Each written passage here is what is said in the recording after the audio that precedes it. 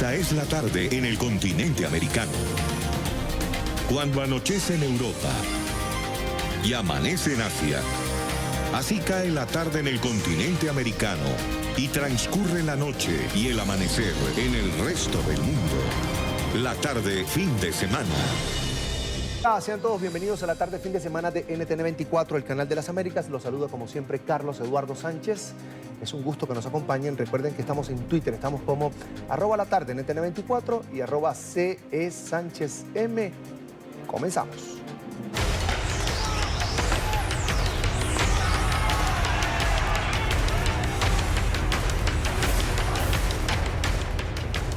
Todo listo en Venezuela para la movilización del próximo 1 de mayo. Hoy el presidente interino Juan Guaidó juramentó en Caracas, en la capital, los comités encargados de organizar a los ciudadanos de cara a esta jornada de protesta. En el acto, pues insistió Juan Guaidó en que el gobierno interino no está estancado y dijo además que es el régimen de Nicolás Maduro el que continúa perdiendo apoyo internacional. En la capital venezolana está nuestro periodista Oliver Fernández con toda la información. Oliver, buena tarde. Amigos de la tarde, gracias por este contacto. El presidente interino de Venezuela, Juan Guaidó, juramentó a los comités de ayuda y libertad de cara a lo que será la gran movilización del próximo 1 de mayo. Veamos el siguiente informe. Los ciudadanos están listos en cada barrio y en cada urbanización del país para presionar al régimen de Maduro a que cese en sus funciones. El presidente interino Juan Guaidó denunció que su entorno está siendo perseguido y condenó la detención del diputado Gilbert Caro. La verdad es que la Haití no está derrotada. Solo les queda la persecución, que volvieron a secuestrar a Gilbert Caro. El mismo día salieron casualmente 11 notificaciones a ser investigados por el SEBIN y que se presentaran en el SEBIN casualmente a todo mi entorno. Al asistente de Roberto Marrero y a todo mi entorno, casualmente. Tienen miedo de cara al 1 de mayo. Nuestro entorno, no el mío, nuestro entorno, el de la libertad, es toda Venezuela. Tendrán que perseguir a toda Venezuela. Celebró que los embajadores se reunieran en Bogotá este sábado. Dijo que es un trabajo claro hacia la recuperación de los derechos en Venezuela. Al régimen de Nicolás Maduro los llamó a la reflexión. Son sádicos. Y uno se preguntan, ¿sobre qué quieren gobernar? ¿Sobre los cementerios? ¿Sobre las cenizas?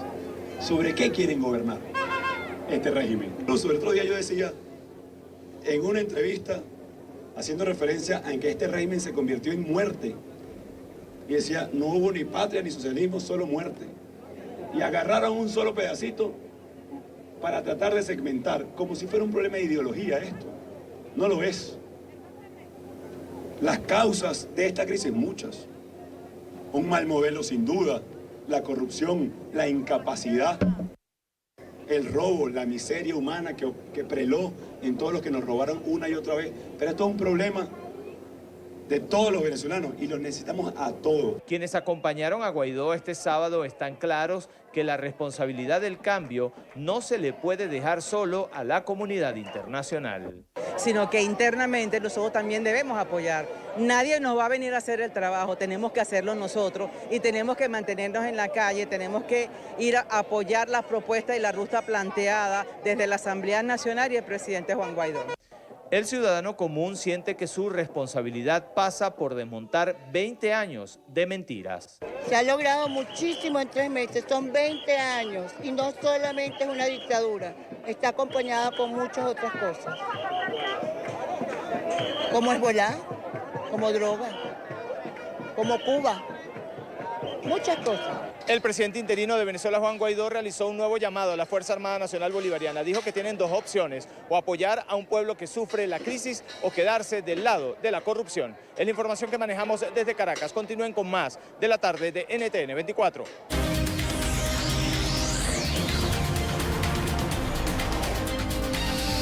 La tarde fin de semana.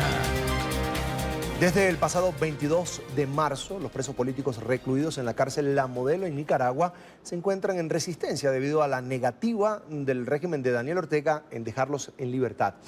Durante la primera semana de protestas, los presos se subieron al techo de esta prisión y no bajaban porque los guardias metieron perros a sus celdas y les cortaron además de manera ininterrumpida los servicios de agua y luz. Cuando lograron bajar de allí, tuvieron que romper las tuberías de agua para poder mitigar la sed y así también poder asearse.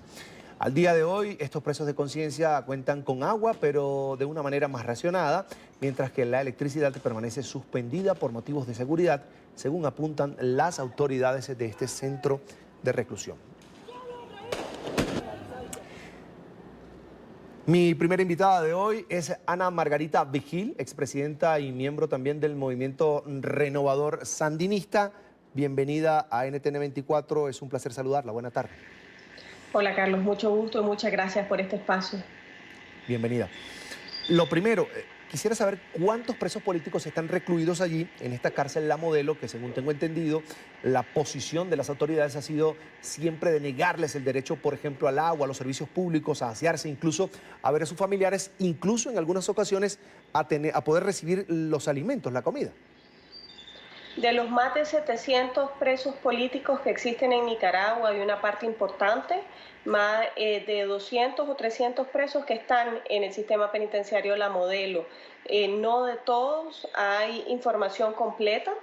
Es parte de los problemas del secretismo del régimen, del secuestro del régimen a nuestros hermanos y amigos que están secuestrados, muchos de ellos sin proceso judicial todavía. Ahora, ¿qué dicen, por ejemplo, quienes están sentados o se han sentado? Sé que los diálogos en Nicaragua están paralizados en este momento. Cuando se presentan situaciones como esa, a la hora de negociar con el régimen de Daniel Ortega, ¿qué se dice allí en esos diálogos? ¿Qué se ha dicho hasta ahora? ¿Y cuál es la petición formal para que estas personas puedan llevar una vida normal y además sean liberados? Porque es el compromiso que había asumido el régimen de Daniel Ortega. La demanda nacional e internacional es la liberación plena de los presos políticos. Nuestros amigos y hermanos que están encerrados ahorita en las cárceles no son presos comunes, son presos que están ahí por ejercer sus derechos a la libertad y por querer una Nicaragua en democracia. Entonces lo que demandamos es su libertad plena. Y en efecto, desde el 20 de marzo el régimen de Daniel Ortega confirmó que existían presos políticos en Nicaragua, que reconocía la lista presentada por la Comisión Interamericana de Derechos Humanos de presos políticos y se comprometía a su liberación. Estamos demandando esa liberación y vamos a seguir presionando. Y esa demanda se hace en la mesa de negociaciones, pero se hace también en las calles y en las redes y se hace también en el ámbito internacional. Señora Vigil, la crisis sociopolítica que vive Nicaragua ya cumplió un año y quería preguntarle por los procesos judiciales de estas personas que fueron detenidas durante las manifestaciones antigubernamentales. ¿Esos procesos han avanzado en algo? Es decir, ¿han sido por lo menos formalmente acusadas estas personas de algún delito? Bueno, la mayor parte, si no todas, el 100% han tenido vicios de nulidad porque partimos de secuestros que son sin orden de captura, que no han cumplido la garantía del debido proceso. Muchas de las audiencias iniciales han sido en secreto, sin presencia de los abogados, con testigos de la propia policía, con jueces parcializados que reciben órdenes directas de Daniel Ortega y su esposa Rosario Murillo. Entonces, todos los juicios deben ser anulados y esa es la demanda y los expedientes limpiados. De momento tenemos obviamente 3 categorías. Hay personas que están secuestradas sin procesos judiciales, en secuestro pleno, tanto en estaciones de policía, en la Dirección de Auxilios Judiciales e incluso en instalaciones del sistema penitenciario, personas que están llevando estos procesos viciados y en cárceles y fuera de cárceles y también personas ya condenadas. Nosotros demandamos la anulación de todos los procesos, tanto de los que ya han emitido condena como los que están procesados y la liberación inmediata de todos. Esta semana se analizó en el seno de la OEA precisamente la crisis sociopolítica en Nicaragua. Varias organizaciones que tuvieron la oportunidad de participar allí, de narrar la situación que se vive en el país, lo que están viviendo los ciudadanos que piden un cambio político, un derecho que está incluso en cualquier constitución del mundo, no solo en la de Nicaragua. Y se empezó a hablar de la posibilidad, o se solicitó en ese momento, que se aplique la Carta Democrática Interamericana a Nicaragua y que Nicaragua incluso salga del seno de este organismo hemisférico. Yo quería preguntarle, porque de alguna manera, una vez que se separan nuevamente los opositores, los detractores de Daniel Ortega, del diálogo. Queda la situación en Nicaragua como a la deriva, es decir, ni hay manifestaciones, ni hay presión y tampoco el gobierno cede o el régimen cede ante la petición de liberación de los presos políticos. ¿En qué punto está la lucha de los nicaragüenses el día de hoy por el retorno de la democracia al país? Bueno, quiero aclararte que hay manifestaciones todos los días. Okay. Lo que pasa es que no las ves en la calle, en la magnitud en que las podía ver la semana pasada, porque las calles están llenas de antimotines, están llenas de policías, están llenas de paramilitares que en cuanto salís con una bandera azul y blanco te secuestran, te golpean, te torturan, te llevan a cárceles o te dejan tirado en la calle. Es decir, nosotros estamos viviendo un estado de terror. Para nosotros es sumamente importante que la comunidad internacional entienda la gravedad de la profunda crisis humanitaria de derechos humanos que vivimos los nicaragüenses. Y cuando la mesa de diálogo dice, bueno, ya hay unos puntos en los que Daniel Ortega se comprometió en la liberación de los presos políticos, se comprometió a respetar las garantías constitucionales y no lo ha hecho. Cuando la mesa de negociación dice, bueno, que cumpla lo que se ha comprometido y después seguimos con los otros temas, no está cerrando las negociaciones, lo que está haciendo es reclamando lo que los nicaragüenses estamos reclamando, y es que Daniel Ortega cumpla, porque de nada nos sirve una mesa en donde Daniel Ortega llega a afirmar lo que quiere y después no lo cumple. Entonces lo que estamos demandando es que se cumplan los acuerdos de esa mesa, y los dos grandes acuerdos a los que se ha llegado es la liberación plena de los presos políticos y, en segundo lugar, el respeto de las garantías. Quiero decirte que si yo salgo hoy con una bandera azul y blanco, me echan presa. Eso es lo que estamos viviendo en mero siglo XXI, es completamente contrario a las normativas internacionales, completamente contrario a los estándares de derechos humanos, y por eso demandamos la aplicación de la Carta Democrática Interamericana. Señora Vigil, está comprobado, usted misma lo ha relatado, el régimen de Daniel Ortega, el propio Daniel Ortega, su esposa Rosario Murillo se comprometen a respetar las libertades, y a las horas la policía sandinista reprime a quienes salen a la calle a pedir un cambio político en el país. Eso está comprobado, más que comprobado. Hay más de 700 presos políticos en Nicaragua, en un año de alzamiento social, de alzamiento de ciudadanos que quieren un cambio político en su país. Y yo quería preguntarle, para usted, a estas alturas, después de un año y de ver el comportamiento del régimen, ¿ese cambio político en Nicaragua pasa solo por la salida de Daniel Ortega del poder? No, ese es el primer paso. Pero nosotros tenemos que enfrentar los serios problemas que tenemos como sociedad. En primer lugar, que es el tema de la impunidad, el tema de que pueda haber justicia después de todos los asesinatos en estos 10 años. Y el gran tema que como sociedad tenemos que enfrentar es que no puede nunca más vuelva a llegar un dictador a gobernar Nicaragua. Si nosotros tenemos que lograr garantizar en un futuro no solamente la salida de Daniel Ortega, sino también la justicia para las víctimas, y que nunca más en Nicaragua hacer los cambios institucionales y culturales que se necesiten para que nunca más un dictador tenga el poder que tiene Daniel Ortega y que tenía Somoza, el dictador anterior, hace 40 años. La entiendo perfectamente, es un proceso político que va a ser largo, porque lo que proponen quienes están con la bandera azul y blanco en este momento en Nicaragua es un cambio más profundo, es un cambio de mentalidad para no permitir nunca más que la democracia pueda escaparse de Nicaragua. Por ahora le voy a agradecer que haya compartido con nosotros estos minutos aquí en la tarde. Fin de semana es Ana Margarita Vigil, expresidenta del Movimiento Renovador Sandinista. Muchísimas gracias, una muy buena tarde. Muchas gracias, Carlos, y decirte que yo estoy convencida de que lo vamos a lograr. Estoy convencida de que Daniel Ortega está cada vez más aislado a nivel nacional e internacional, que él lo sabe, y que tenemos que seguir presionando y agradecerle a la comunidad internacional y pedirle el apoyo en esta lucha por la justicia, la paz y la democracia. Así es.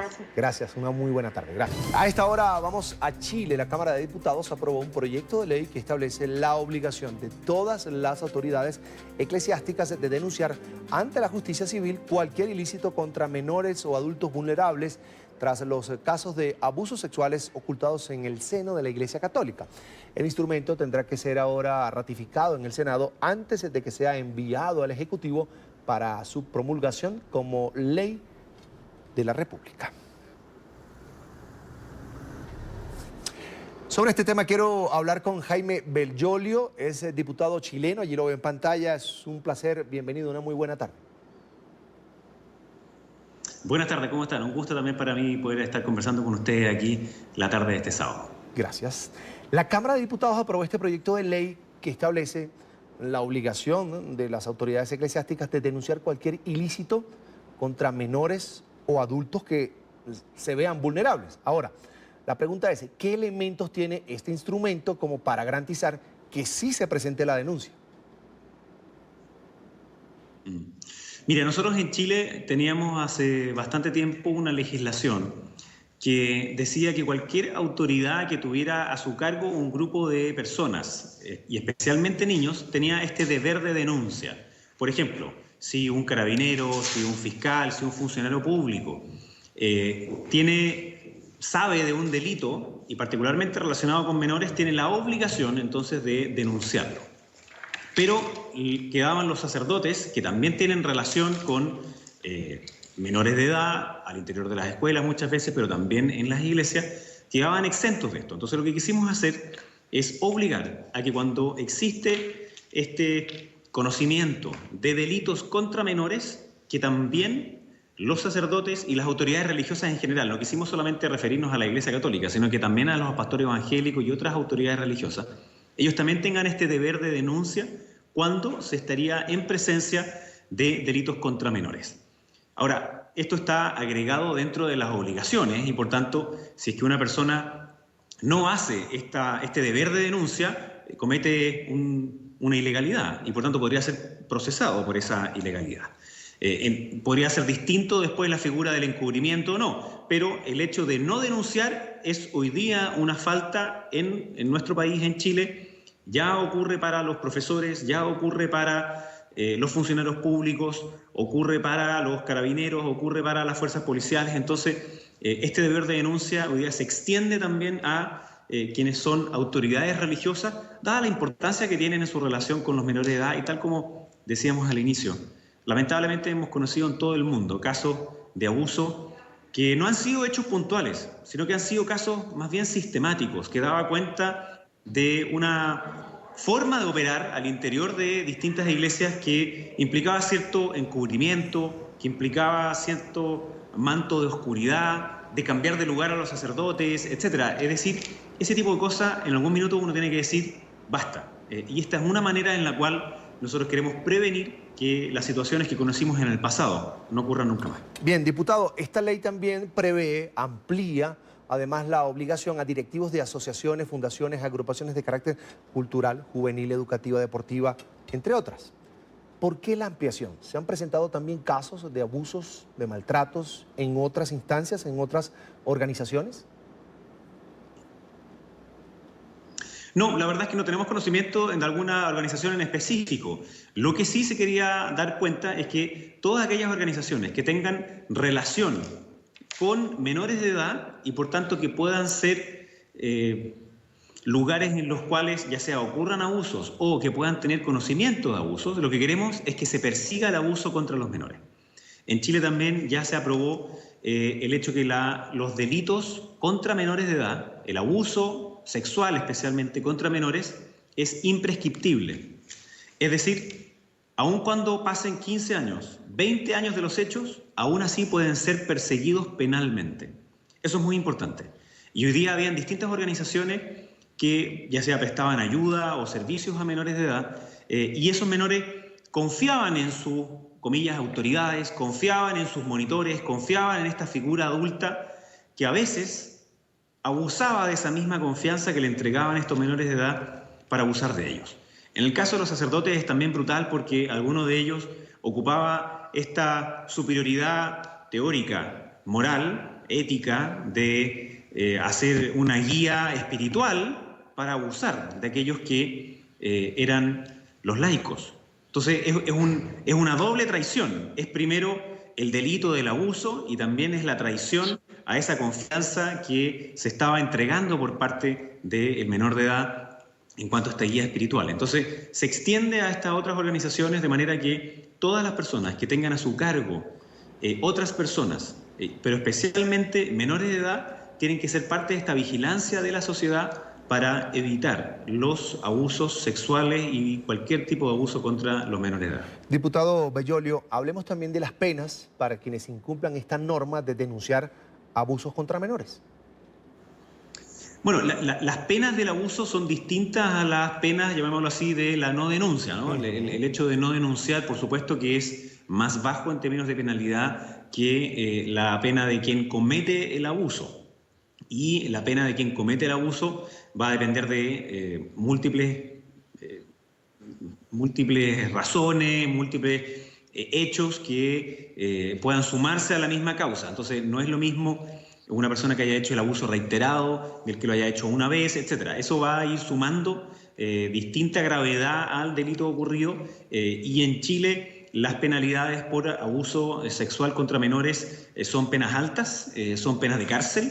Y dependiendo del tipo, como digo, de delito y los que al mismo tiempo ocurran, podrían ser hasta 10 años. Entonces, ahora que además estos delitos son imprescriptibles, lo que va a ocurrir es que si, aun cuando un adulto haya cometido delito de abuso contra un menor de edad y hayan pasado 15 o 20 años, igual se va a poder hacer seguimiento, hacer justicia en esos casos.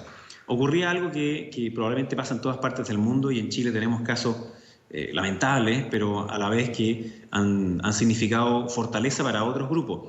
Y esto es que cuando hay abuso de menores, muchos de ellos no se dan cuenta de que fueron abusados, sino cuando ya son adultos. O en otros casos, no quieren contarlo, porque sienten una humillación simplemente al volver a vivirlo. Y pueden pasar mucho tiempo, a veces alejarse de la figura que le hizo este abuso. Lamentablemente, no sé cómo será el caso en Colombia, pero entiendo que es un caso también bastante mundial. Quienes hacen los abusos a menores, en general, tienden a estar relacionados con ese menor. Es decir, pueden ser parte del vínculo familiar. No necesariamente un pariente, pero sí o amigos de los parientes u otros. Entonces, para el mismo menor que es abusado, seguir su vida, el transcurso de su vida con una persona a la cual tiene que seguir viendo, le hace que todavía sea más difícil el poder ir a denunciarlo. Y eso es lo que en Chile, en algunos casos de abuso que ocurrieron en la Iglesia Católica, ha significado poner este tema en discusión, de manera que hay más personas que hoy día no solamente se dan cuenta que lo que le ocurrió a ellos también fue un abuso, sino que también se han atrevido a denunciar. Y esta ley entonces lo que hace es volver a poner en el tapete que hay un deber de denuncia, que quienes somos adultos y tenemos vinculación a veces con menores de edad, si tenemos conocimiento de hechos que son constitutivos de delito y especialmente de abusos contra menores, es también nuestra responsabilidad que se haga justicia en ellos. Es decir, es también nuestra responsabilidad el que podamos darlo a conocer para que se inicie la investigación. Entonces, las penalidades van a ser dependiendo del tipo de delito, cuántas veces ya han ocurrido, pero en Chile son penalidades altas y, por supuesto, son con cárcel. Ahora, todavía falta la discusión ahora en el Senado. ¿Cuál es la opinión de esta Cámara Alta sobre esta norma? Yo creo que esta va a ser una norma bastante transversal. Me cuesta ver que haya una oposición a un tema que a todas luces y sobre todo con la experiencia en Chile es algo que es más allá de gobierno o de oposición. De hecho, este era un proyecto de un diputado de oposición que obtuvo una mayoría casi unánime en la Cámara de Diputados y así también fue tramitado dentro de la comisión que le tocó revisar estos antecedentes. Y por tanto yo espero que sea un trámite rápido, por supuesto. Eso no quiere decir que no sea riguroso en analizar cada una de las letras del nuevo proyecto de ley, pero estoy seguro que va a ser aprobado, si no es por la unanimidad, casi por la unanimidad de los senadores en Chile. Diputado, ¿este proceso en el Senado cuánto tiempo tarda? Los senadores se demoran más que los diputados muchas veces. Pero bueno, eso depende de las urgencias legislativas que existen en otros ámbitos. Este es un proyecto en el cual el propio gobierno también podría ponerle una mayor urgencia y por tanto una mayor prioridad. Pero sin lugar a dudas, este año y ojalá este semestre, nosotros podamos decir que en Chile ya se entregó esta obligación de denuncia a los sacerdotes, a las autoridades religiosas y otras autoridades de fundaciones y organizaciones que tienen vinculación con menores de edad o tienen vinculación con distintos mundos que le hagan conocer delitos tan graves como el abuso infantil, y como queremos prevenirlo, entonces un camino es también denunciarlos para que se persiga. Quiero aprovechar la oportunidad. Chile ha sido epicentro de escándalos por abusos de menores por parte de religiosos católicos. Quería preguntarle cómo avanzan estas investigaciones y, por supuesto, los procesos judiciales.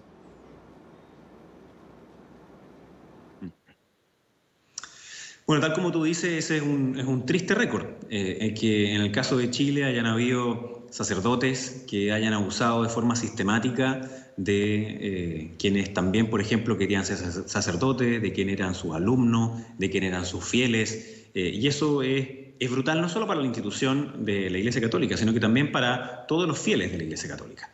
Y la venida del Papa fue también un momento en el cual se vivió parte de esta crisis, que ha detonado en la salida de muchos obispos, que ha detonado en la persecución civil y penal de algunos de estos delitos que han ocurrido, y hemos aprendido, entre otras cosas, hemos aprendido también en la legislación en que, por ejemplo, estos delitos no pueden prescribir, porque muchas de las denuncias que hoy día se están haciendo contra estos sacerdotes son de hechos que ocurrieron hace 20 años, que ocurrieron hace 30 años.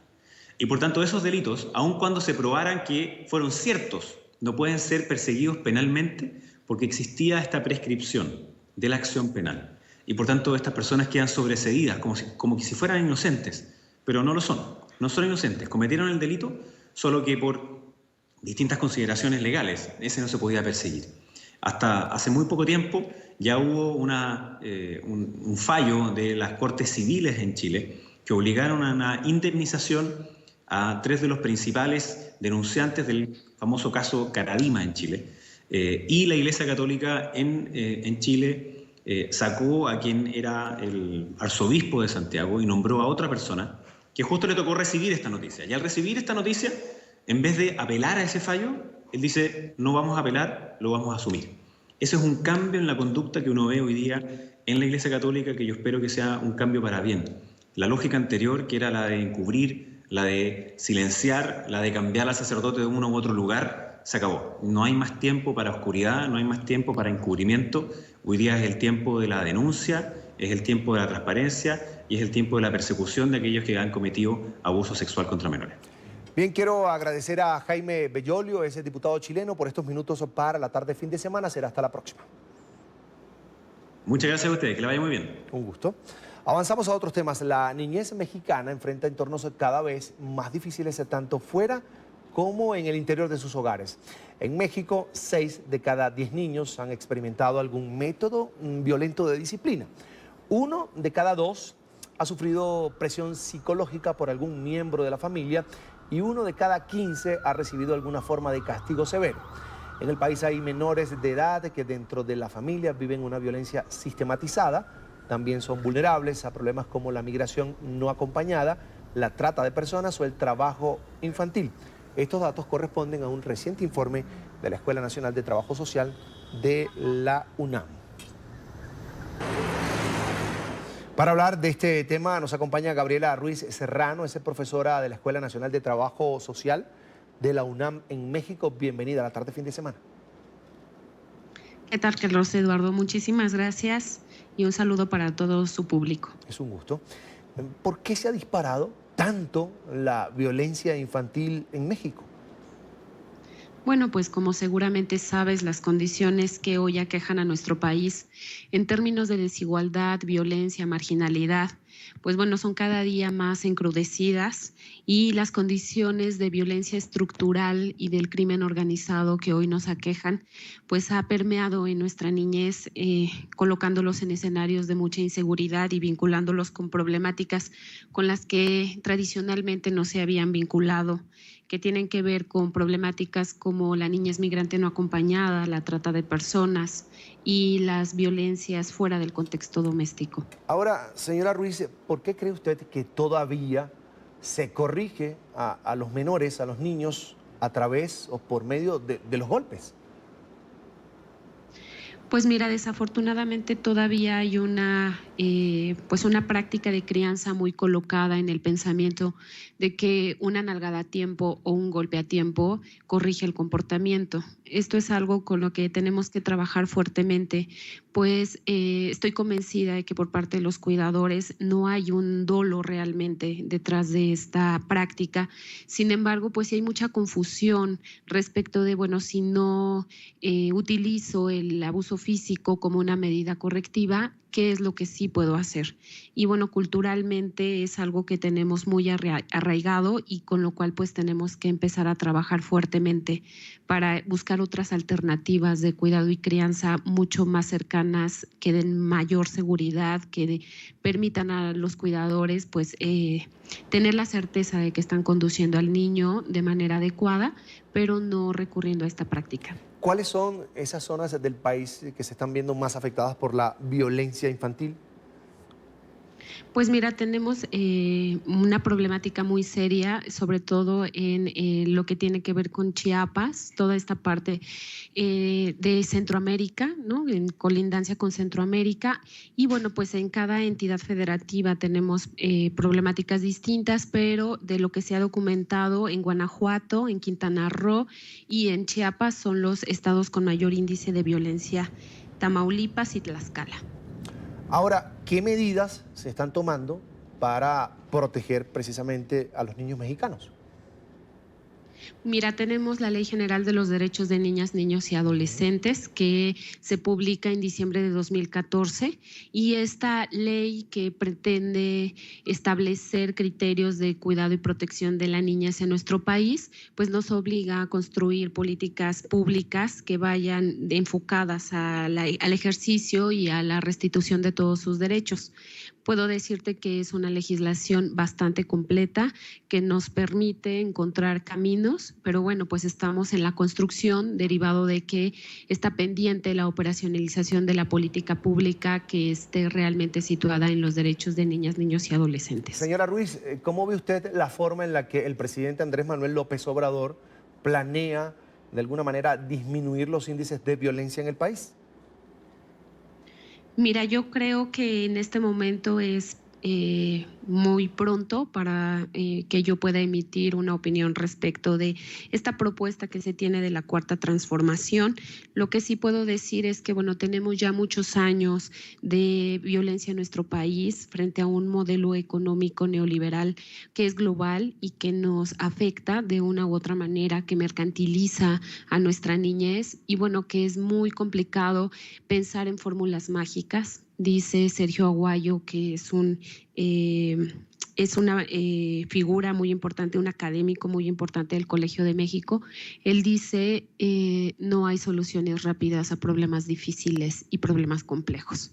Entonces hoy estamos frente a una condición bastante complicada y me parece que todos desde nuestros diferentes escenarios, desde la construcción de políticas públicas, el fortalecimiento de las legislaciones y en el ámbito microsocial, en las instituciones, pues todos tenemos que empujar hacia materializar los derechos de las niñas y los niños. Quería su opinión también sobre un informe reciente que reveló que los niños mexicanos anhelan, sueñan con ser sicarios.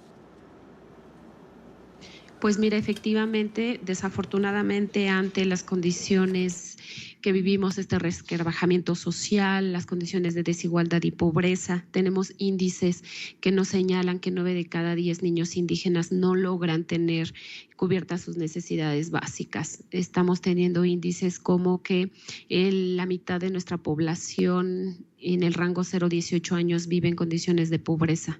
Entonces, esto por supuesto que se vuelve el andamiaje más importante en donde pues si no tengo condiciones laborales, no tengo condiciones educativas, no hay contextos de seguridad, el camino hacia la criminalidad se vuelve como una puerta de acceso. Creo que ahí es muy importante que podamos ir empujando, ir trabajando, pensando en que no es en el trabajo directo con niñas y niños, es en el trabajo con sus familias, con sus contextos, previendo y previniendo que ellos se incluyan en este crimen organizado que les ofrece lo que nunca han tenido: no nada más me refiero a las condiciones materiales, sino les construye un sentido de pertenencia, de lealtad. Y eso, cuando un niño nunca ha sido mirado, eso puede representar algo muy importante porque le da identidad. Es el que existamos. Es importantísimo la mirada, la escucha hacia estos niños, pero no nada más en un acto simbólico, sino en un acto realmente práctico, en donde sí les podamos ofrecer una forma de vida distinta, y eso es responsabilidad de todos en esta sociedad.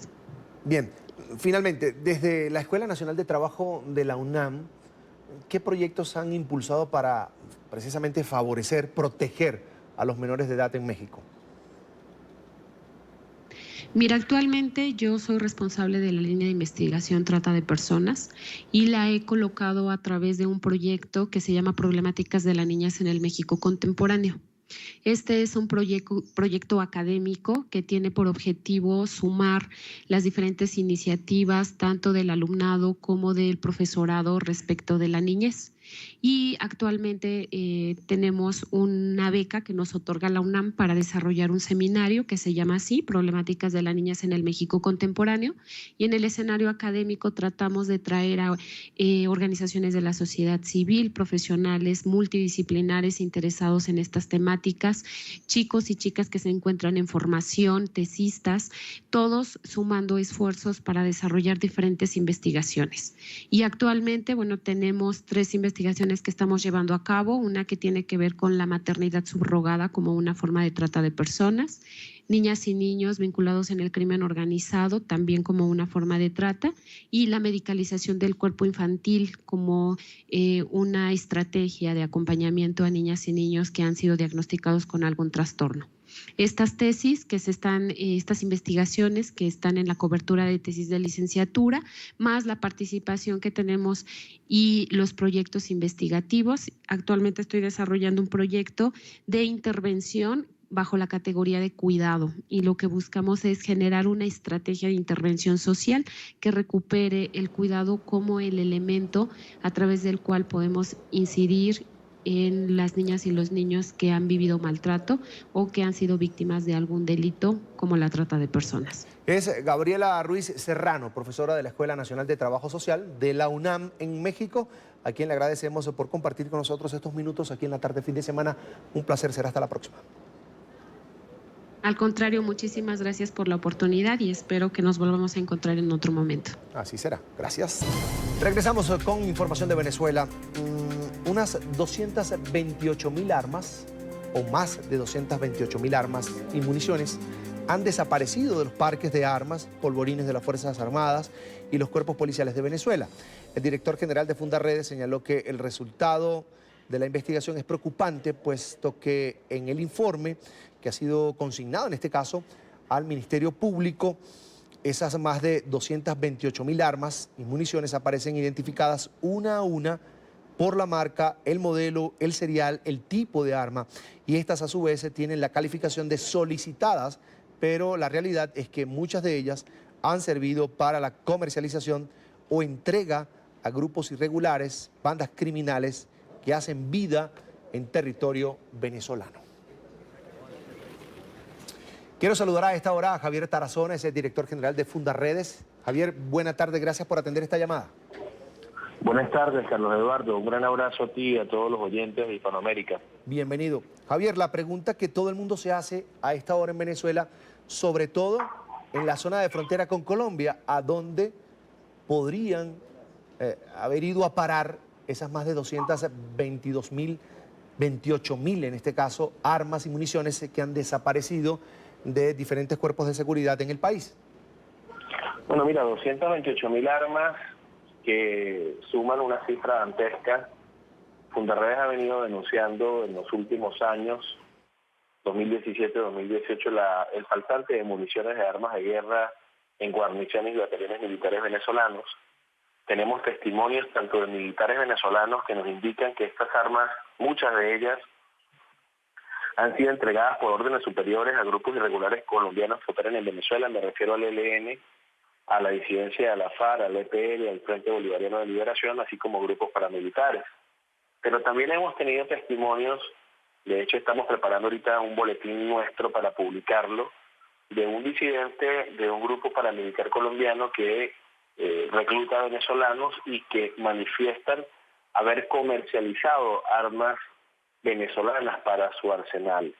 De manera que no tenemos duda que de estas 228.294 armas están en manos de grupos irregulares que operan con actividades terroristas, ojo, no solamente en Venezuela, no solamente en Colombia, también en Ecuador, y también se están expandiendo en el sur, porque no debemos olvidar que estos grupos irregulares tienen un proyecto de expansión en Latinoamérica y en América, que han acordado en el Foro de Sao Paulo, y aun cuando hayan firmado el acuerdo de paz en Colombia, están encontrando en este momento en territorio venezolano el terreno posible para ellos seguir haciendo sus fechorías, y en este momento en acuerdo con el alto mando militar, que tiene mucha participación en las actividades de microtráfico, de narcotráfico, de trata de personas, e incluso la minería ilegal, que desde el mes de mayo del 2018 comenzó a controlar el ELN en el estado Bolívar de Venezuela.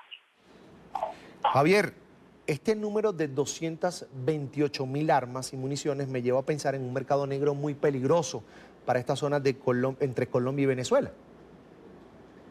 Sí, indudablemente esto es un tema que tiene que despertar el alerta de la comunidad internacional. La crisis que se está viviendo en Venezuela, la emergencia humanitaria compleja que se vive en Venezuela, no solamente es de una escasez de medicamentos que hace que día a día se mueren las personas. De hecho, este contacto se está haciendo telefónicamente y no se está haciendo de manera visual, porque no tenemos energía eléctrica en el caso específico del estado Táchira desde el día de ayer. Estamos en este momento sufriendo un apagón en el occidente del país. Entonces tampoco es que la crisis es de alimentos, sino que no solamente eso, sino que tenemos estos grupos terroristas haciendo de las suyas en nuestro país, y por eso yo quiero aprovechar la ocasión para invitarles. El próximo martes 30 de abril estaremos presentando el informe anual de Fundarredes en Bogotá. Quiero invitar a los representantes del gobierno colombiano, del Ministerio de la Fiscalía General de la Nación, a los representantes del Parlamento, a los senadores, los diputados, para que puedan hacerse presentes en la presentación de este informe y puedan escuchar la tragedia que hoy se vive en Venezuela, pero que finalmente está afectando a la región y a la seguridad del planeta. Javier, ¿esta información de dónde proviene? ¿De oficiales de la Fuerza Armada, de oficiales de la policía que han reportado esta irregularidad? ¿El gobierno lo sabe? ¿El Ministerio Público venezolano lo sabe? Bueno, Carlos Eduardo, fíjate que una data de 228.000 armas, con los seriales uno a uno, con el tipo de armamento, con la marca del armamento, indudablemente que ha llegado el equipo de investigación de Fundarredes a través de altos funcionarios militares, quienes están asqueados de esta tragedia que está pasando, que es armar a civiles, armar a grupos al margen de la ley, que finalmente les pueden terminar explotando en la cara este tipo de perversidades. Han buscado en nuestra organización cómo ventilar esto a la opinión pública. Hemos ido al Ministerio Público venezolano a consignar esta data y a exigir respuestas concretas. Ya lo decía el fiscal general de la Nación colombiana días atrás, que se estaban utilizando municiones venezolanas en la ejecución de delitos en Medellín de manera bien puntual, pero creemos que no solamente es en Colombia, creemos que hay otros países que indudablemente están siendo afectados por esta comercialización o por estos faltantes de municiones que se reportan en el territorio venezolano. Vamos a agradecer a Javier Tarazona, director general de Fundarredes en Venezuela, por estos minutos para la tarde fin de semana. Hasta la próxima. Dios te bendiga, Carlos Eduardo. Un abrazo para todos. Un gusto. Avanzamos. Un encuentro de alto nivel del gobierno interino de Venezuela se lleva a cabo en Bogotá. Los embajadores designados por Juan Guaidó se reúnen en la capital de Colombia para evaluar los pasos a seguir para que retorne definitivamente la democracia al país suramericano. La reunión contó con la participación en su inicio del canciller colombiano Carlos Holmes Trujillo, quien reiteró el apoyo de la administración de Iván Duque al proceso de transición política en Venezuela. NTN 24 está en el lugar de la noticia con nuestra directora de contenidos, Idania Chirinos. Idania, muy buena tarde, te escucho con atención. Hola Carlos Eduardo, buena tarde para ti. Ciertamente, como has dicho, este es un evento que ha transcurrido a lo largo del día. 13 de los representantes diplomáticos que han sido nombrados por el presidente interino Juan Guaidó en América han estado hoy debatiendo compartiendo información para coordinar de alguna manera una estrategia conjunta y una línea de trabajo unificada. Pero yo me encuentro con Humberto Calderón Berti, quien es el embajador de Venezuela en Colombia. Y yo quiero conversar con él, sobre todo, embajador, ¿por qué Colombia? ¿Por qué se decidió hacerlo aquí? Bueno, realmente es una explicación bien simple. Colombia ha sido uno de los países más solidarios, yo diría el que más solidario ha sido con la causa venezolana. La decisión para hacer la reunión acá privó básicamente del apoyo que hemos recibido del presidente Duque, del canciller Carlos Holmes Trujillo, de las autoridades colombianas que nos han brindado toda la hospitalidad, todo el apoyo, todo el soporte para poder nosotros lidiar con el millón y tantos de venezolanos que están dentro del territorio nacional, con problemas de diversa índole realmente.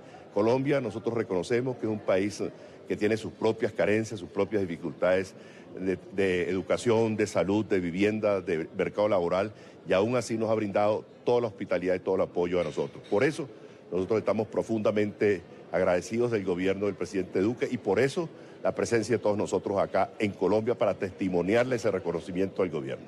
Después de un día de trabajo, después de un día de compartir, ha sido un trabajo intenso, prácticamente sin descanso. ¿Qué se llevan hoy, embajador? Bueno, mucho optimismo.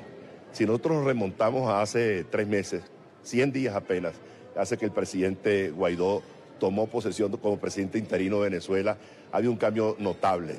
El reconocimiento internacional es más de 55 países, antes no teníamos ninguno. Tenemos embajadores prácticamente en toda América Latina y en Europa, antes no teníamos ninguno. Las manifestaciones de apoyo a nivel interno son espectaculares.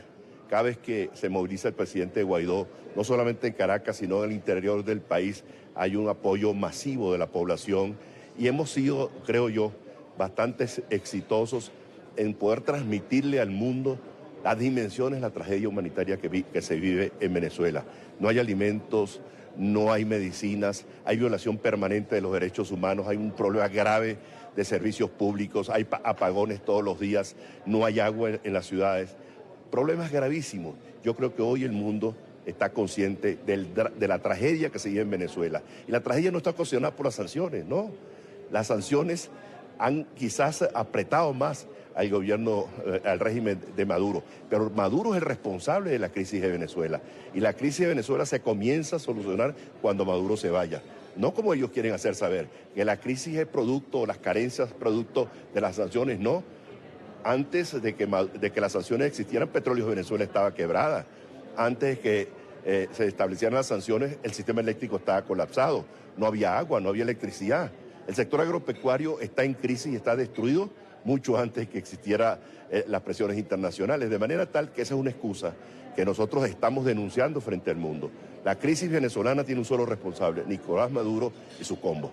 Y no hay forma de reconstruir al país con Maduro en el poder. No hay forma de reconstruir a Venezuela si no es con la salida de Maduro. ¿Hay claridad en eso, tanto en Venezuela como en la comunidad internacional? Absolutamente. Yo creo que la solución a la crisis venezolana, a la tragedia venezolana, pasa por la salida de Maduro. Poder reconstruir el país desde sus cimientos. Sector agropecuario, sector alimentos, electricidad, agua, sector petrolero, mejorar la calidad de vida, mejorar las condiciones de seguridad, mejorar la gobernabilidad del país y la seguridad pública pasa porque Maduro se vaya. Una vez que Maduro se vaya, vendrá un gobierno de transición que prepare unas elecciones limpias y transparentes como todos aspiramos. Embajador, muchísimas gracias por estar con nosotros. Encantado, Dios. Carlos Eduardo era el embajador de Venezuela nombrado por el gobierno interino de Juan Guaidó en Colombia, Humberto Calderón Berti, y él se refería, Carlos Eduardo, precisamente a algo en lo que hizo mucho énfasis el canciller de Colombia, Carlos Holmes Trujillo. Lo mencionabas también tú cuando comenzabas o cuando me dabas el paso al comienzo de esta parte del programa. El embajador Holmes decía que no hay espacio para la desesperanza, que no hay espacio para el desaliento, porque lo que se ha logrado en estos 90 días, lo que se ha logrado del mes de enero para acá, con la interinidad de Juan Guaidó es mucho. Y ponía ejemplos. Rememoremos, escuchemos lo que decía el canciller Carlos Holmes Trujillo esta mañana cuando fue el invitado para aperturar este evento de hoy. No. Desconcierto no podemos sentir nosotros.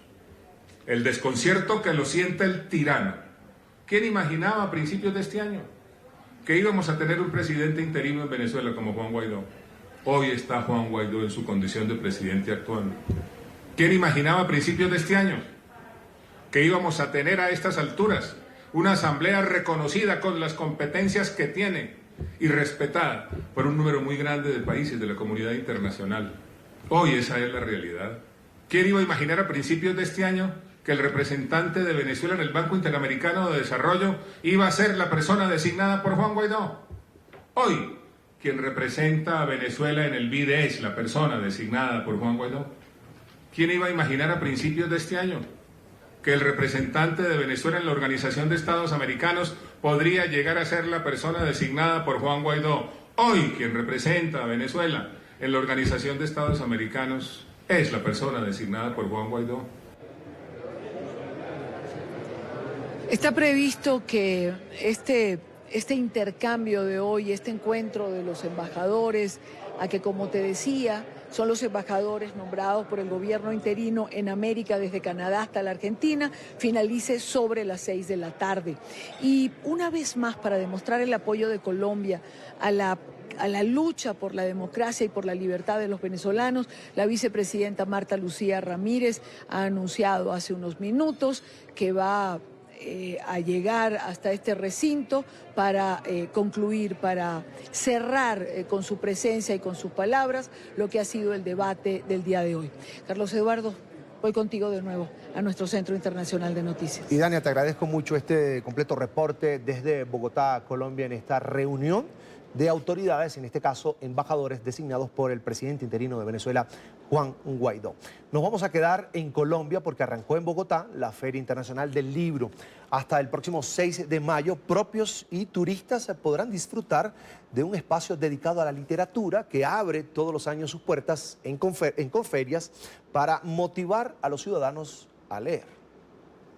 Esta semana la Feria Internacional del Libro en Bogotá, Colombia, abrió sus puertas para todos los nacionales y turistas en su edición número 32. El país invitado para esta ocasión es Colombia, en conmemoración de los 200 años de su independencia. La Cámara del Libro y su junta directiva determinaron que Colombia debía ser el país invitado de honor, siguiendo un poco como estas festividades de bicentenario que tendremos en estos 3 años.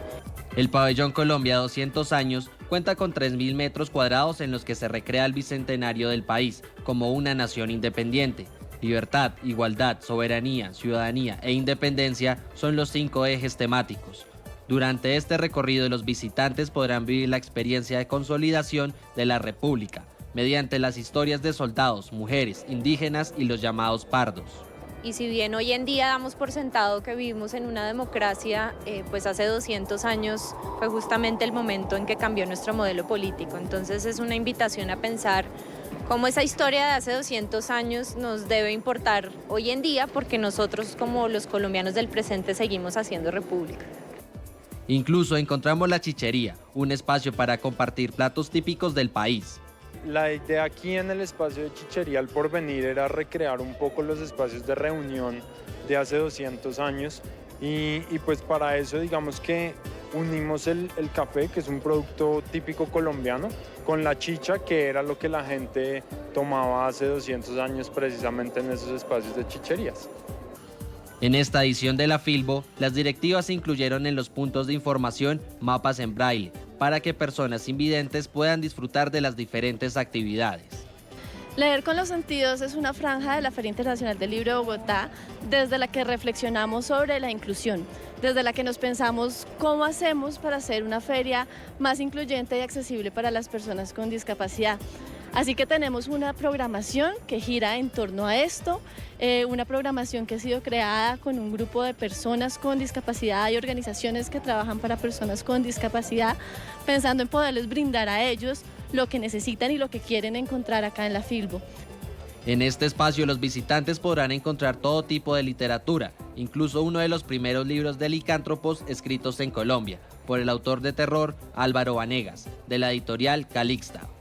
Bueno, este año tengo 2 novedades. La primera es Violeta, que es la segunda parte de la trilogía de Mujeres Poderosas. Y la segunda novedad es Despertares Atroces 2, que es mi segunda colección de cuentos, compuesta por 16 cuentos que pues sí hablan de vampiros, de demonios e incluso tienen un poco de humor negro. Hay un cuento con Santa Claus envuelto en una relación poliamorosa y bueno, ese tipo de cosas. La Feria Internacional del Libro ofrece espacios de actividades para toda la familia en los 8 pabellones con los que cuenta Corferias, sede de esta cita literaria.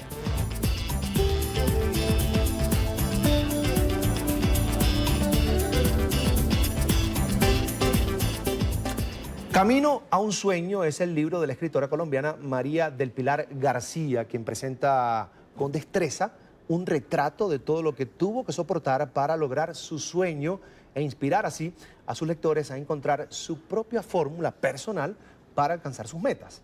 Sus experiencias como migrante la impulsaron a trabajar en este libro que ven allí en pantalla. Participar en la familia.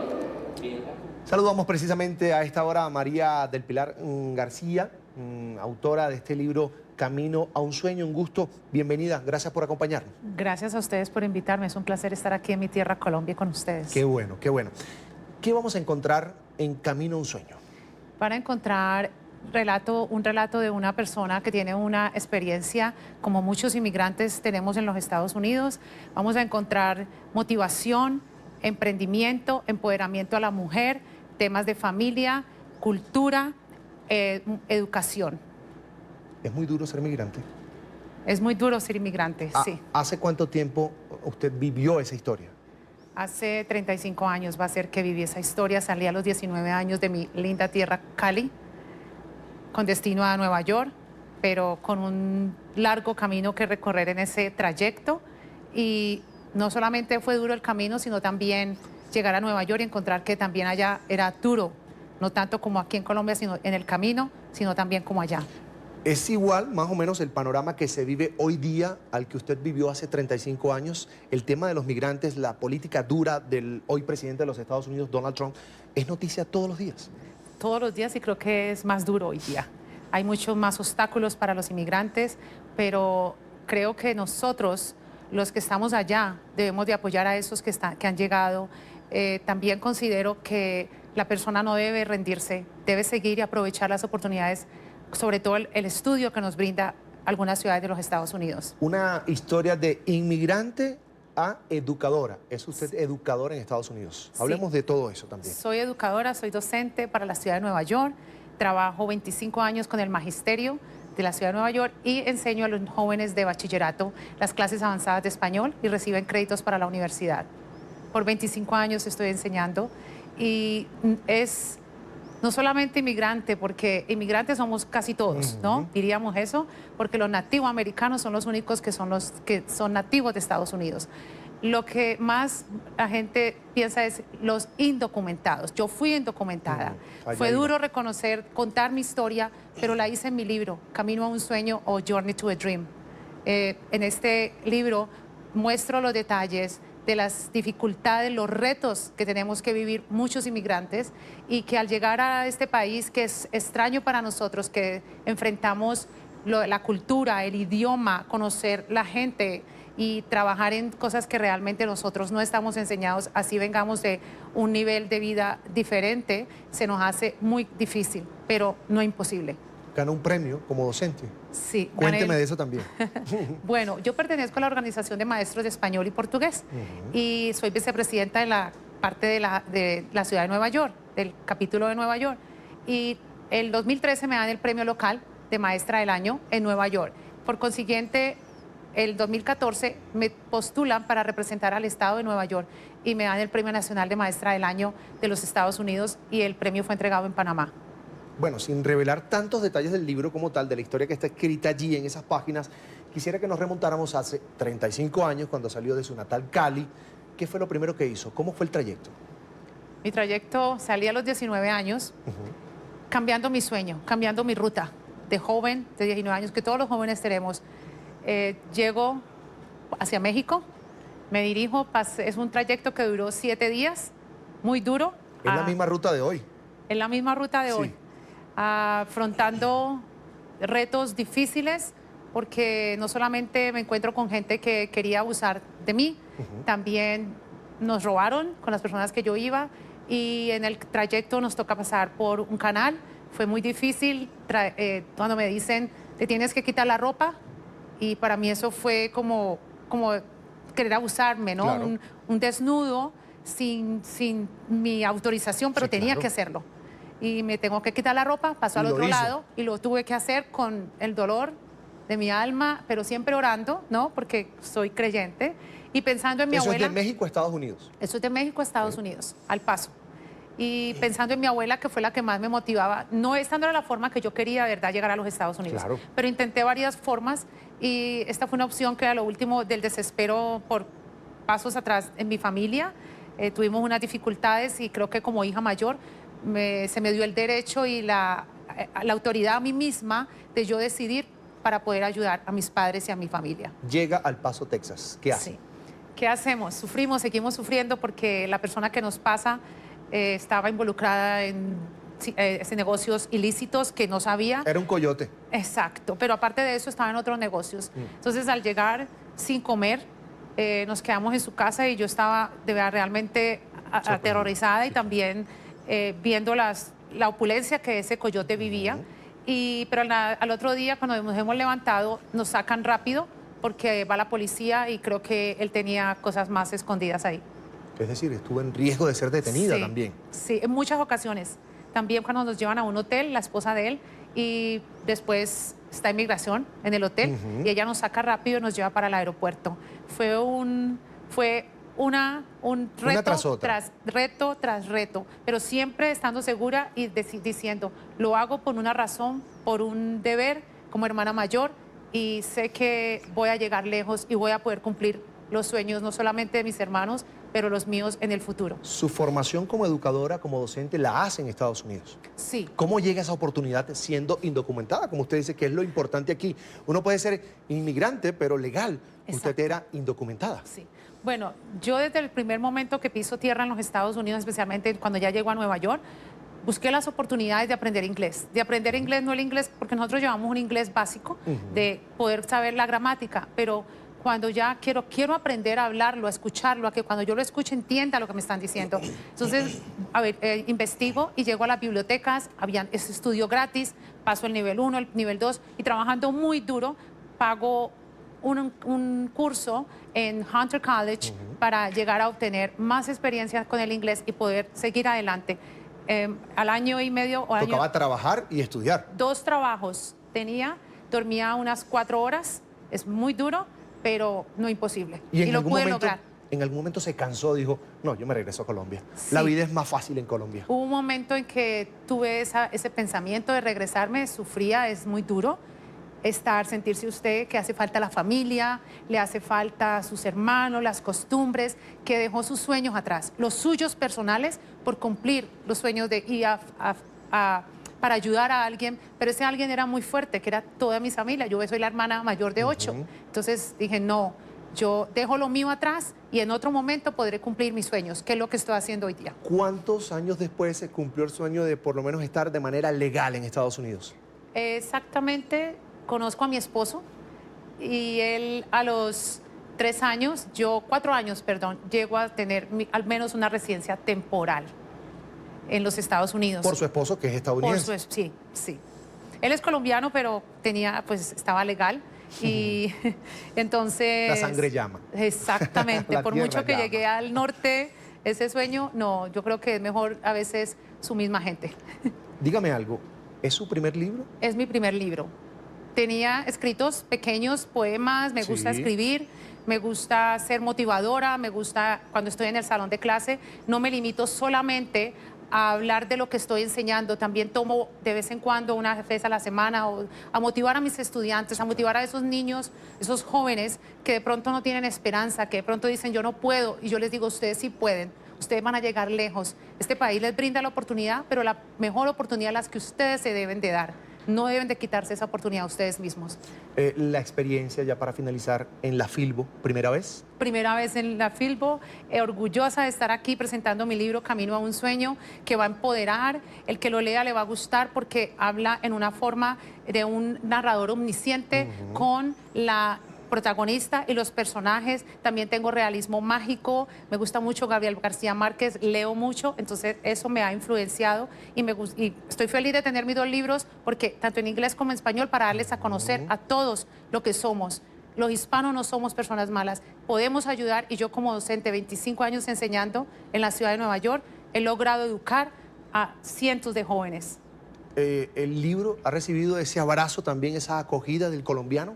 Sí, la he recibido y me encanta porque muchos se ven reflejados en mi historia también. Puede ser que no sea igual, pero en algo se entrelazan, sobre todo cuando hablo de esta tierra bella, Colombia.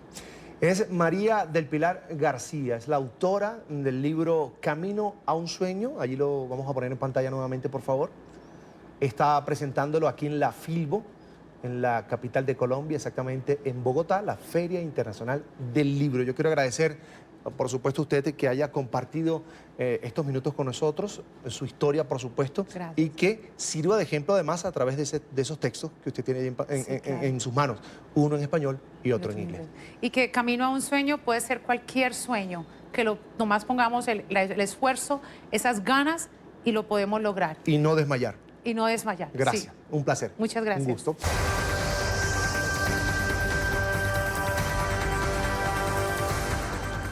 Mañana España vivirá una de las elecciones generales más disputadas en décadas. Al menos 5 partidos con posibilidades de entrar al gobierno y la aparición de nuevas coaliciones que muestran que la política ibérica se está renovando.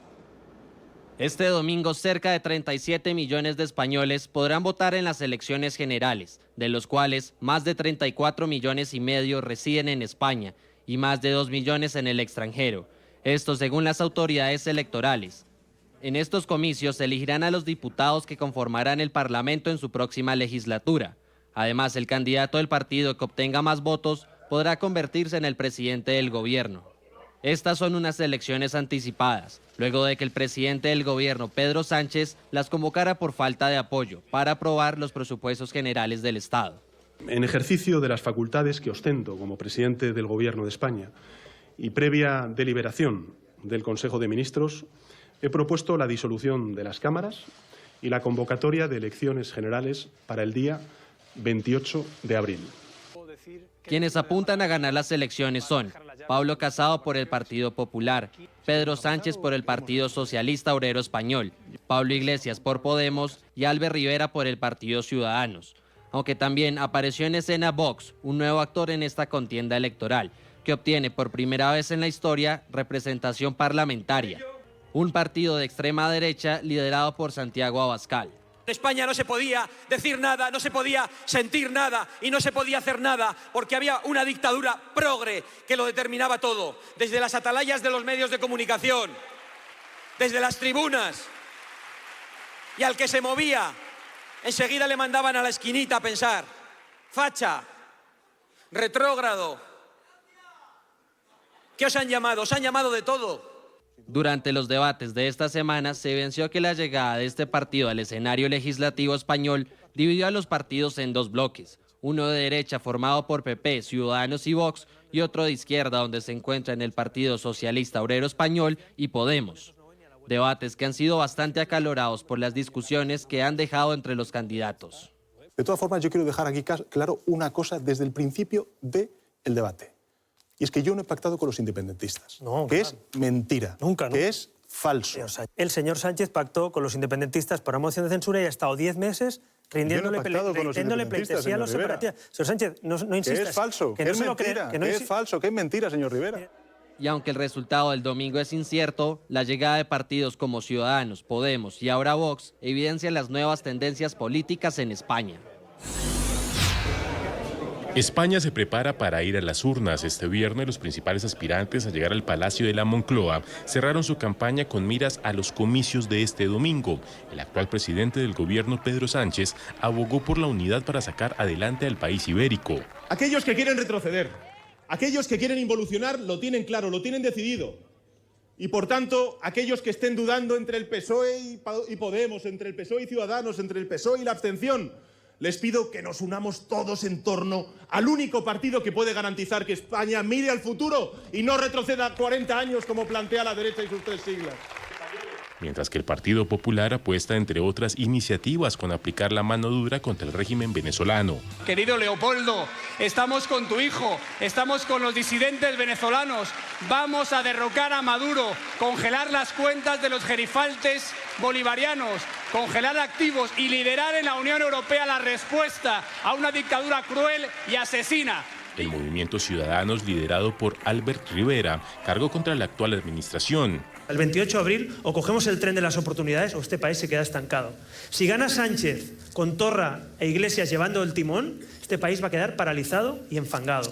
Si gana Ciudadanos, este país se pone en marcha el 29 de abril. Por su parte, el ultraderechista partido Vox apeló al nacionalismo como bandera para atraer electores. Estáis aquí por España, que es vuestra patria, que es la herencia de vuestros padres, que es la libertad de vuestros hijos. Estáis aquí por las cosas importantes y habéis acudido porque por primera vez se os ha convocado con una visión que apelaba al bien común y que era capaz de mirar por encima de los partidos. Pero el mitin de este movimiento político se vio interrumpido por integrantes del colectivo feminista Femen. Las activistas tenían escrito en sus cuerpos consignas como "no es patriotismo, es fascismo", refiriéndose a las políticas de Vox. Me acompaña aquí en estudio Mario Ayer San Millán, es analista internacional. Bienvenido a la tarde fin de semana, es un gusto que nos acompañe. Bienvenido. Muchas gracias, encantado de estar con vosotros. Lo primero que vamos a hacer es vamos a hablar de los principales candidatos, que representa por supuesto a las principales fuerzas políticas de España, para saber su opinión de lo que podría pasar el día de mañana. Hablemos primero de Pablo Casado, de 38 años, se define como liberal conservador, llegó a ser presidente del Partido Popular de España, y lo tengo en pantalla, con poca experiencia en gobierno. Su discurso a favor de la vida, la familia, las víctimas del terrorismo y su firmeza contra el separatismo catalán lo ayudaron a suceder al anterior líder del PP, Mariano Rajoy, cuando este dimitió al perder el gobierno por una moción de censura. Representa para muchos la nueva cara, la nueva generación de políticos españoles. Consciente de que pedir el voto es el acto de mayor confianza que se puede tener en una democracia. Digamos que es como decirle en quién va a confiar la educación de sus hijos, o la pensión de sus padres, o la sanidad de su pareja. Es como decir qué vecino le da más garantías para dejar las llaves cuando sale de vacaciones, o a quién le dejaría a sus hijos si tiene que salir de urgencias. Por eso lo hago humildemente, pero con la convicción de tener el mejor programa electoral que hoy he expuesto aquí. Ahora, hablemos primero de este personaje. Hombre joven que representa la renovación de un partido tradicional como el partido PP. Posibilidades de Pablo Casado. De lograr la presidencia del gobierno, difícil, porque según las proyecciones en todo el arco que se mueven todas las encuestas, no va a ser el partido más votado. Todo puede ser que las encuestas fallen, pero parece ser que no, por mucho que tendrían que fallar bastante. Y podría, si logra la derecha, que es uno de los escenarios que puede ocurrir, que salga a flote de nuevo y que gane la mayoría entre los tres partidos que hemos visto, entre Ciudadanos, Pablo Casado, el Partido Popular y Vox, que ganen una mayoría y puedan asegurar 176 diputados entre los tres, que es lo que garantiza la investidura del presidente del gobierno.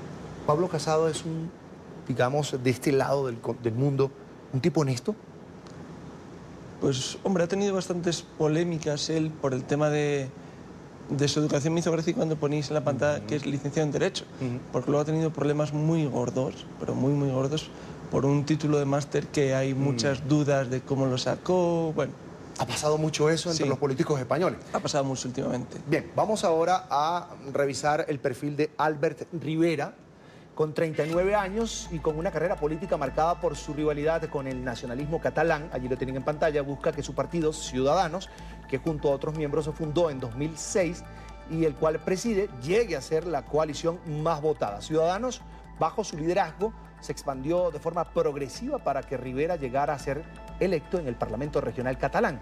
Hijo de una familia trabajadora, promete acabar con la corrupción en su región, donde creció y ha vivido casi toda su vida.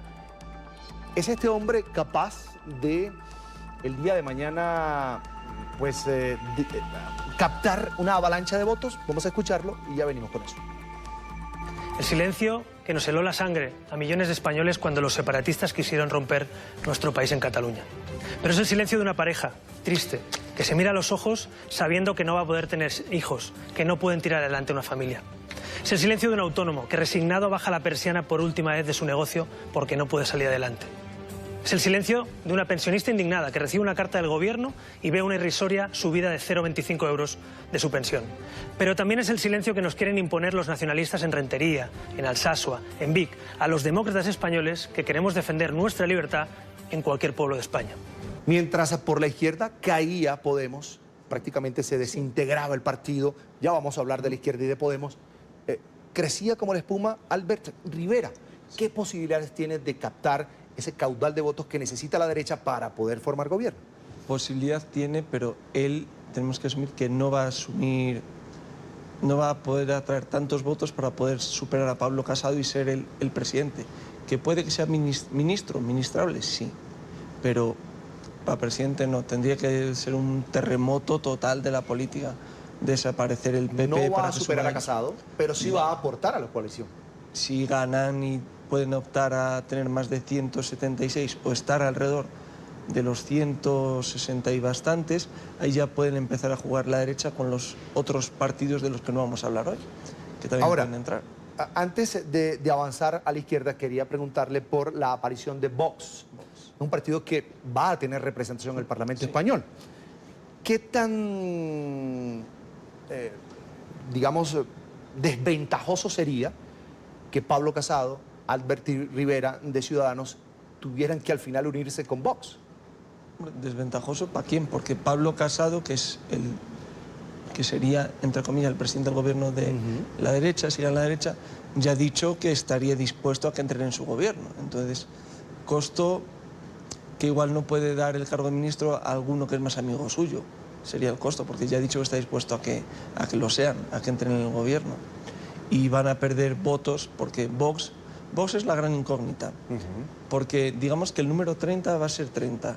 Si saca más o menos de 30 diputados, si saca más, va a ser la super sorpresa, va a ser el gran recién llegado a la política española en lo que llamamos de democracia. Y saca menos, va a ser un poco el chasco de decir, ay, también que venía, mira, al final se ha quedado en nada.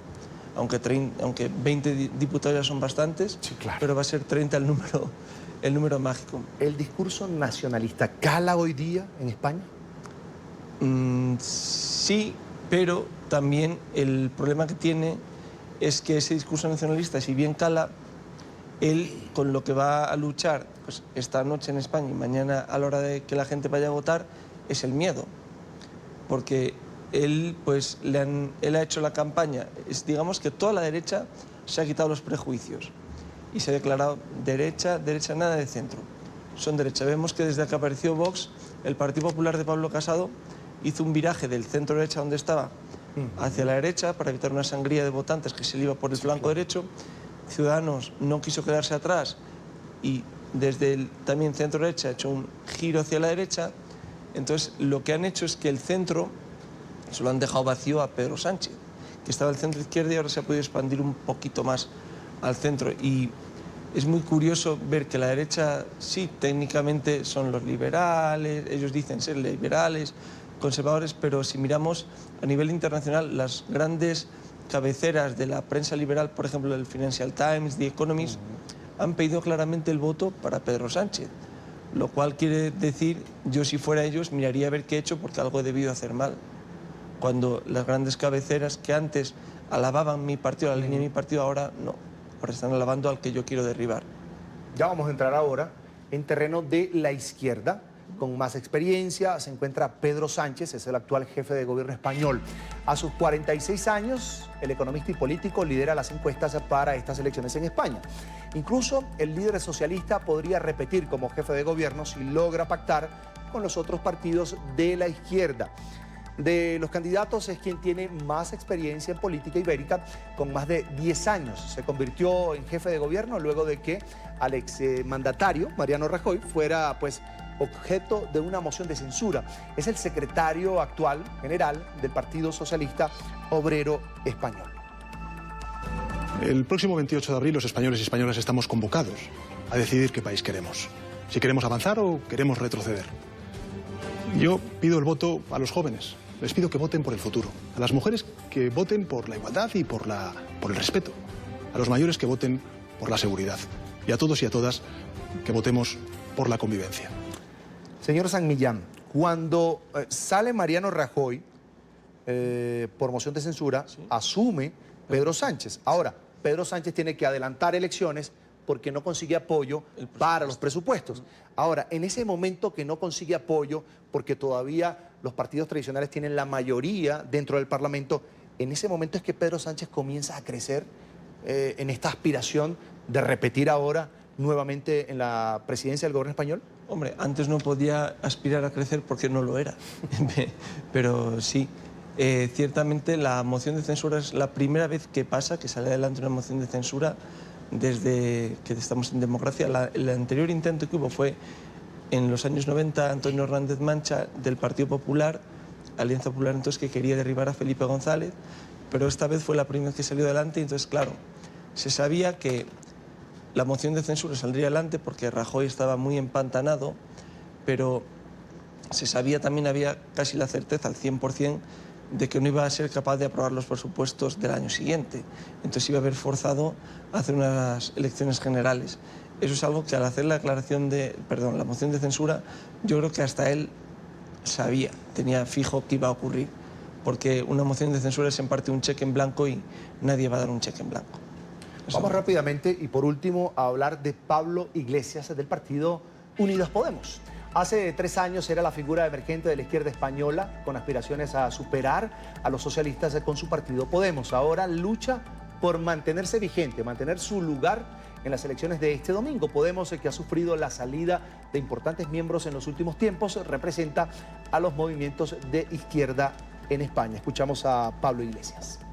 Si la política no sirviera para cambiar nada, ¿por qué las empresas energéticas se gastan tanto dinero en fichar a políticos en sus consejos de administración? ¿Por qué se compraron a José María Aznar o a Felipe González? Claro que la política sirve para cambiar las cosas. Nosotros hemos podido cometer muchos errores, pero creo que hemos demostrado que a nosotros no nos compra nadie. Él se compró fue una villa de una casa, sí. 600.000 euros, ¿no? Es la polémica que ha tenido en la casa. Y de allí se ha venido un poco abajo el partido. Más que la casa, las condiciones de la hipoteca.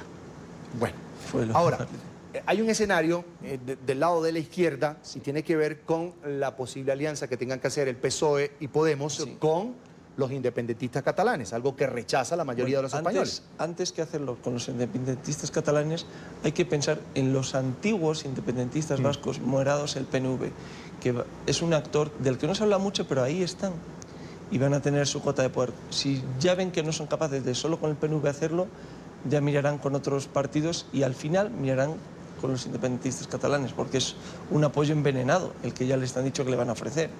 Y él, por mucho que en los debates que hubo, en los dos que hubo lunes y martes de esta semana pasada, pues fue muy claro que, sobre todo, desde el lado de Albert Rivera, lo que más le importaba, su tema básico era si iba a haber indultos, porque parecía que estaba obsesionado con que le había cedido muchas cosas a los catalanes, cuando a la hora de la verdad, te guste o no Pedro Sánchez, digamos que les ha tratado bien, pero no les ha dado cosas. Digamos que ha rebajado la tensión que tenían con Rajoy como presidente del gobierno. Entonces, él no quiere, yo creo, tener que pactar con los nacionalistas catalanes por lo que le van a pedir, porque es algo bastante espinoso y se le puede negar de una forma moderada, como está haciendo Pedro Sánchez, o de una forma más agresiva, como están haciendo. Pues no podemos poner una escala, al menos en las dos primeras posiciones, entre Pablo Casado y Albert Rivera, y sí es el más radical, Santiago Abascal, líder de Vox, que ya habla directamente de aplicar otra vez un artículo 155 de la Constitución y, si puede ser, desmontar todo el Estado autonómico de España, toda la Constitución. Es lo que importa casi de Vox, que promete un cambio radical, demasiado radical del sistema, romper con todo. Con esto también, ahora que hablamos de Pablo Iglesias, Pablo Iglesias en las anteriores elecciones, la bandera era que había que romper el consenso de 1978, porque era un consenso en falso, que se había cerrado en falso. Pero ahora, y lo vimos muy claramente en los debates, es el gran adalid de la Constitución. Cogían los debates y artículo tal, es el gran defensor. Lo que antes rechazaba y quería reformar, ahora es el gran defensor. En ese sentido se ha moderado un poco, quizás, por lo que decías, del que ha perdido muchos votos, quiere tener una imagen más moderada para poder atraer más votantes. Para finalizar, reto, sea cual sea el gobierno, de izquierda o de derecha, del nuevo gobierno español. Pues mantener el rumbo que se está llevando, que aunque no todos estén de acuerdo en cómo se está llevando, pero digamos que la economía lentamente, al menos los datos macroeconómicos, se están recuperando y lo importante es que eso se traduzca en los datos microeconómicos, los que afectan a los ciudadanos. Sí. Eso va a ser lo que importa y eso en un escenario de 4 años, si se completa la legislatura, pues es la posibilidad que se abre. Hasta ahora, la Unión Europea, que es, digamos, a quien España ha accedido para que le fiscalice, pues está aprobando el rumbo que está tomando España, que no solo de Pedro Sánchez, que también el rumbo que venía de Mariano Rajoy. Y ya, pues, hombre, es parte del viraje que está viendo en la política europea que veremos en las elecciones de justo dentro de un mes, entre el 23 y el 26 de mayo, al Parlamento Europeo. ¿Qué va a pasar? Porque mientras que hace 4 o 5 años Europa era la Europa de la austeridad, ahora desde los cargos europeos ya se está hablando de que no, que hay que traducir la bonanza, la recuperación a los ciudadanos. Subir salarios va a ser buena idea, están diciendo esas cosas y eso va a ser algo que va a dominar la política. Política europea, internacional, exterior, que ha estado totalmente ausente de la campaña española y como politólogo internacionalista, pues a mí es una cosa que me duele. Muy bien. Es Mario Ayer San Millán, analista internacional, a quien le agradezco que haya compartido estos minutos con nosotros aquí en la tarde, fin de semana de NTN 24. Seguramente más adelante vamos a conversar sobre el nuevo gobierno que se instale en España.